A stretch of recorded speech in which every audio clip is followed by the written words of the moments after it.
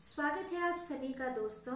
आज का ये मेरा वीडियो है आर्टिकल 21 के इम्पोर्टेंट केस लॉज पर। जैसा कि प्रीवियस वीडियो में मैंने आप सभी को बताया था कि आर्टिकल 21 पर हम दो पार्ट में वीडियो बनाएंगे। पहला पार्ट आर्टिकल 21 के कॉन्सेप्ट को लेकर चलेंगे और दूसरे पार्ट में हम केस लॉज को डिस्कस करेंगे। तो पहला पार्ट मैं आपको सबके साथ शेयर कर चुकी हूँ। दूसरा पार्ट है केस लॉज पर। तो चलिए आर्टिकल 21 में जो भी इम्पोर्टेंट केस लॉज हैं उसके बारे में आज इस वीडियो में हम चर्चा कर लेते हैं। तो दोस्तों आर्टिकल 21 में सबसे इम्पोर्टेंट केस लॉ अगर हम कहें तो सबसे इम्पोर्टेंट वाला आता है Menaka Gandhi versus Union of India का। ये केस 1978 का है। Menaka Gandhi versus Union of India case से दो बातें निकलकर सामने आती हैं, इसीलिए ये केस बहुत ही इम्पोर्टेंट है और इस केस को आपको बिल्कुल डीप में जाके पढ़ना है। तो Menaka Gandhi versus Union of India में कौन सी दो बातें निकल के आती हैं उसके बारे में हम जान लेते हैं। तो दोस्तों पहला जो पॉइंट है जो मेनका गांधी के केस के बाद निकल के आया है वो है 1978 के पहले इस आर्टिकल में दिया गया था प्रोसीजर स्टैब्लिश्ड बाय लॉ। लेकिन किस टाइप का प्रोसीजर, किस तरह का प्रोसीजर, इसके बारे में कुछ भी मेंशन नहीं था। लेकिन 1978 के बाद जो मेनका गांधी केस आया उसके बाद प्रोसीजर स्टैब्लिश्ड बाय लॉ में तीन शब्द और जुड़े और वो तीन शब्द हैं the procedure must be just, fair and reasonable.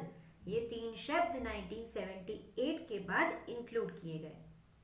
दूसरा मेन पॉइंट इसमें ये है कि सबसे पहली बात तो आप ये जान लीजिए कि अमेरिकन कॉन्स्टिट्यूशन में जो आर्टिकल दिया गया है वो कहता है no person shall be deprived of his life और personal liberty except due process of law. और हमारे संविधान में क्या दिया गया है? Except procedure established by law. अब ड्यू प्रोसेस ऑफ लॉ और प्रोसीजर स्टैब्लिश्ड बाय लॉ में डिफरेंस है, लेकिन इस डिफरेंस को 1978 ये जो मेनका गांधी केस है उसने इन दोनों सेंटेंसेस में कोई भी डिफरेंस नहीं रहा। हमारे संविधान में दिया गया है प्रोसीजर स्टैब्लिश्ड बाय लॉ और अमेरिकन कॉन्स्टिट्यूशन में दिया गया है ड्यू प्रोसेस ऑफ लॉ। तो 1978 के पहले इन दोनों फ्रेजेस को अलग अलग समझा जाता था, लेकिन मेनका गांधी के केस के बाद ये दोनों फ्रेजेस एक जैसे हो गए, इनका सिग्निफिकेंस सेम हो गया। तो ये दो इम्पॉर्टेंट पॉइंट है जो कि मेनका गांधी केस 1978 के बाद आर्टिकल 21 में इंक्लूड किए गए।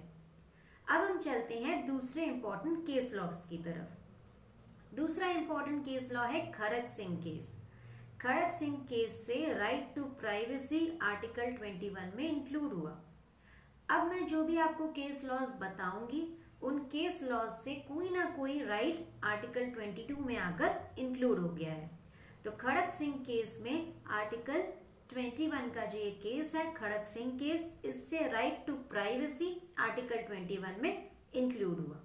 ये राइट टू प्राइवेसी भी एक फंडामेंटल राइट है। तीसरा इंपॉर्टेंट केस में अगर हम बात करें तो वो आ जाता है मोहिनी जैन का। मोहिनी जैन केस से हमें क्या राइट मिला? राइट टू एजुकेशन का। Right to education Mohini Jain case से आर्टिकल 21 में आके इंक्लूड हो गया।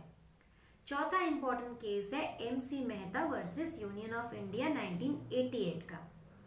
इससे हमें क्या अधिकार मिला? इससे मिला हमें राइट टू क्लीन एनवायरमेंट, एक स्वच्छ वातावरण में जीने का अधिकार। ये अधिकार आर्टिकल 21 में आके इंक्लूड हो गया। केस था MC Mehta versus Union of India का। अब हम अगर पांचवे केस की बात करें तो हमारा पांचवा केस है चमेली सिंह का। चमेली सिंह केस से हमें क्या अधिकार मिला? राइट टू शेल्टर का, रहने का अधिकार, छत का अधिकार, ये हमें मिला चमेली सिंह के केस से। Right to shelter, right to shelter आके आर्टिकल 21 में इंक्लूड हो गया चमेली सिंह के केस से। अब हम अगर छठे केस की बात करें तो वो है सुनील बत्रा वर्सेस दिल्ली एडमिनिस्ट्रेशन का। और इस केस से हमें क्या अधिकार मिला? Right to live with human dignity. सिर्फ राइट टू लिव नहीं, right to live with human dignity, human dignity के साथ जीने का अधिकार, ये आके इंक्लूड हुआ आर्टिकल 21 में सुनील बत्रा वर्सेस दिल्ली एडमिनिस्ट्रेशन के केस से। तो ये जो मोस्ट इम्पॉर्टेंट केसेस में ये केसेस भी आती हैं आर्टिकल 21 में। और आर्टिकल 21 में तो बहुत ही केस लॉज दी गई हैं, लेकिन मैंने चुनिंदा जो मुझे लगा इम्पॉर्टेंट केस लॉज हैं उसके बारे में डिस्कस कर लिया आप सबसे। मैंने सिर्फ केस लॉज से कौन सा अधिकार हमें मिला इस बारे में आपको बताया है, लेकिन ये केस लॉज आपको डीप में पढ़ना है, जिससे कि अगर एग्जाम में पूछ लिया जाए तो आपको ये केस लॉज आने चाहिए। तो दोस्तों आज के लिए इतना ही। सी यू इन